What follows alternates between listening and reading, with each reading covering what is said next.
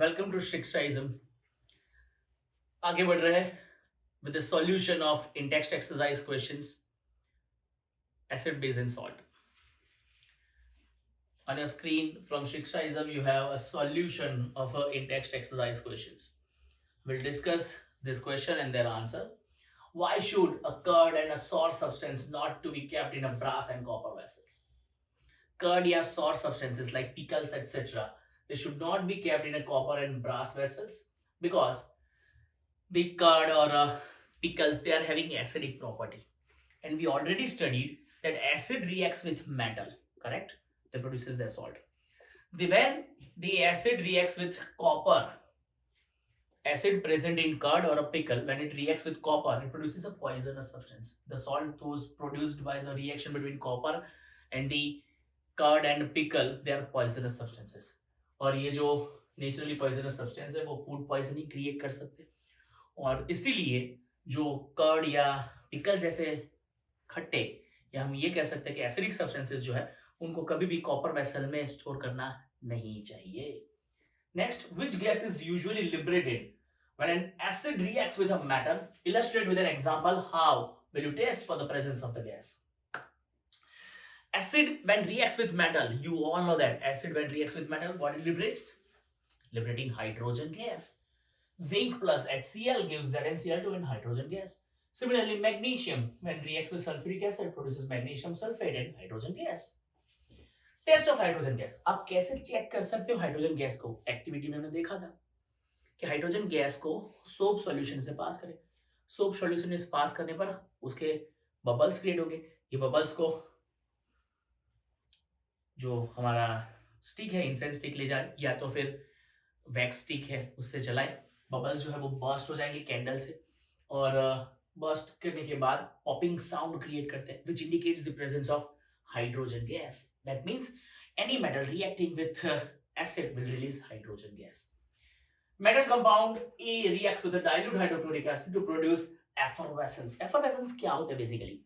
Effervescence means bubbles, bubbles of carbon dioxide, जो बुलबुले होते हैं सोडा बॉटल खोलने के बाद, उसको एफरवेसेंस कहते हैं।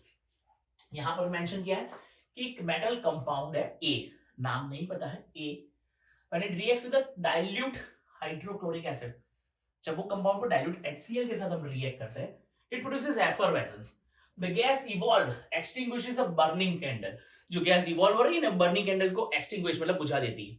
हम जानते हैं कार्बन डाइऑक्साइड गैस जो है वो एक्सटिंग्विशर होता है, वो जलती हुई चीजों को बुझाने का काम करता है। तो वो गैस कौन सी हो सकती है? The producing gas must be CO2, correct? Right a balance chemical equation for the reaction if one of the compound form is calcium chloride. जो मेटल कंपाउंड होगा वो मेटेलिक कंपाउंड कैल्शियम कार्बोनेट होना चाहिए, क्योंकि कार्बन डाइऑक्साइड गैस इवॉल्व होती है carbonates में से। किस में से? कार्बोनेट्स में। Already we have studied that metal carbonates or metal hydrogen carbonates when reacting with acid they will release carbon dioxide gas. So जो metal compound है वो कैल्शियम कार्बोनेट होना चाहिए। जो गैस प्रोड्यूस हो रही है वो CO2 है, जो बर्निंग कैंडल को एक्सटिंग्विश कर रही है, बुझा रही है। अब मैं रिएक्शन लिख रहा हूं, calcium carbonate reacting with HCl to produce calcium chloride and carbon dioxide and water. That's it. Moving forward, why do HCl HNO3 possesses acidic characteristics in aqueous solution while alcohol glucose like compounds do not possess acidic character? Already discussed that carboxylic acid, sorry, not carboxylic acid, hydrochloric acid and nitric acid, HCl and HNO3, when they dissolve in water they furnishes H plus ion. ये जो H plus ion का furnishing है पानी में dissolve करने के बाद, it is responsible for acidic character. जबकि ग्लूकोज या हम कह सकते हैं कि हमारा इथेनॉल जो है या अल्कोहल, उसको पानी में जब आप डिसॉल्व करोगे, they are not producing dispensable और डिस्प्लेसेबल H plus आयन। ये डिस्प्लेसेबल जो H plus आयन है ये प्रोड्यूस कर सकता है खाली HCl और HNO3, जबकि ग्लूकोज और अल्कोहल जो है वो H plus आयन का फॉर्मेशन नहीं कर सकता है, and that's why not having acidic character in their aqueous solution. Why does dry HCl gas not change the color of dry litmus paper? भाई लिटमस पेपर तो है ना, कलर चेंज होता है, सब जानते हैं। Red litmus changes to blue when base is there. Blue litmus changes to red when acid is there. But the important word, moist blue litmus paper, moist red litmus paper, moist, moisture plays very important role. यहां पर mention क्या किया गया है, dry HCl gas, dry. If HCl gas is dry, it can not change the colour, वो colour change नहीं कर सकता है। वाई, ऐसा क्यों? Because dry HCl gas does not possesses H plus ion और H3O plus ion. Acidic character जो है ना, वो H3O प्लस आयन या H प्लस आयन की वजह से, and that's why it does not show any acidic property. So if it is mentioned that it is a dry HCl gas, we can say that it does not change a color of litmus paper. Dry HCl, dry litmus paper, no change in color. Next, while diluting an acid, why it is recommended that the acid should be added to water, not water to the acid.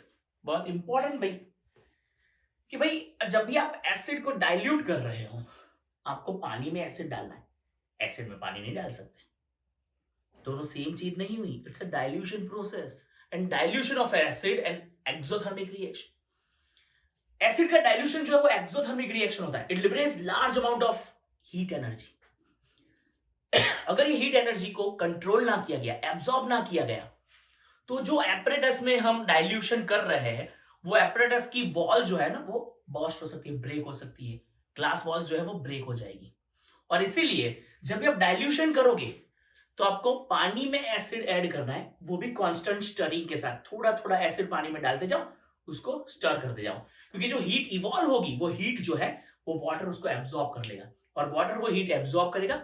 इसका मतलब ये है कि वो heat जो है वो apparatus की वॉल को बर्स्ट नहीं करेगी। So it's an important procedure भी। आपको प्रॉपरली अगर डाइल्यूशन करना है, you need to add acid into the water, not water into the acid. Got it? Next one, how is the concentration of hydronium ion affected when solution of acid is diluted? जब आप solution, acidic solution को और dilute कर रहे हो by addition of water, excess of water, what happens to the H plus ion concentration? H plus ion concentration per unit volume decreases, but obvious H plus ion जो है, H3O plus ion का जो furnishing था, it is because of H plus ion produce from an acid.